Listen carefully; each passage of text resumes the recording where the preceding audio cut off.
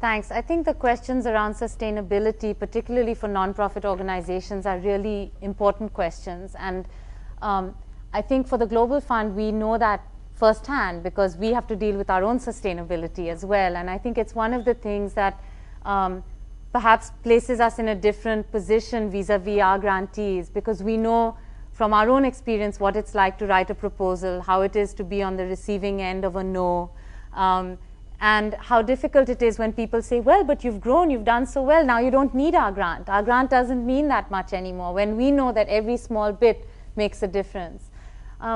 I think one of the ways in which we've tried to address that with the groups that we support through our grants is by discussing upfront ways in which you can begin to strengthen and expand fundraising in your own community. And this is very difficult in cultures and traditions and countries where there isn't a tradition either of nonprofits, but also not of philanthropy in the kind of organized sense that we understand it here in the US.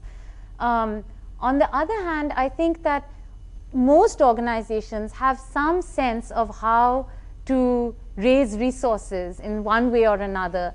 They haven't necessarily formalized that. The Global Fund has made it a point. We both have a sort of, our little red book is not related to Mao, but it's our little red fundraising handbook. And it's something we share with all of our grantees. It's been translated into many different languages. We're also very, very committed to linking our grantees to our larger funders. And in many instances, we have been successful in getting groups that have had maybe 4 or 5 years of funding from the Global Fund at the small grants level that we provide, but have grown and have become mature enough to really absorb larger amounts of money. Indeed, they need larger amounts of money. And we've been successful in linking them up to the Ford Foundations and the Carnegies and the MacArthurs of the world who have funded us. And we've found that groups are able to leverage our funding because it gives them credibility.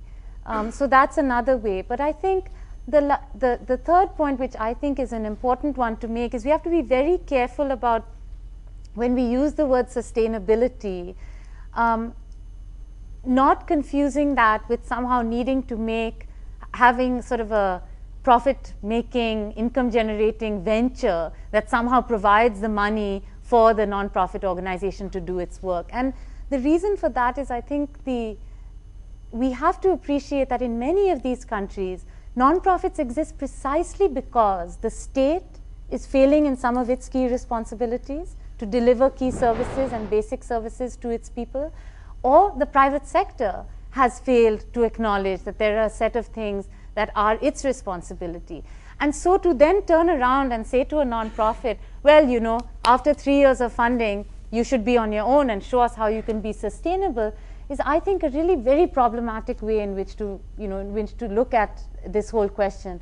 I think one should be looking much more at being able to say, diversify your funding base, build more capacity, think about ways in which you can engage with others in the community, but not sort of have this, 3 years and then you're on your own kind of thing.